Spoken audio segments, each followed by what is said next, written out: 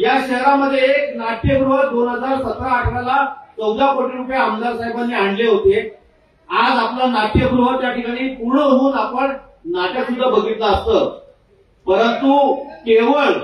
आमदार किसन कथोरेंना या नाट्यगृहाचं श्रेय जाऊ नये, कारण हे नाट्यगृह बांधलं तर कायमस्वरूपी पुढच्या 100 वर्षामध्ये आमदार किसन कथोरेंचं नाव घेतलं जाईल आणि मग त्याचा त्रास आम्हाला होईल, अशा संकुचित वृत्तीने या नाट्यगृहाला विरोध केला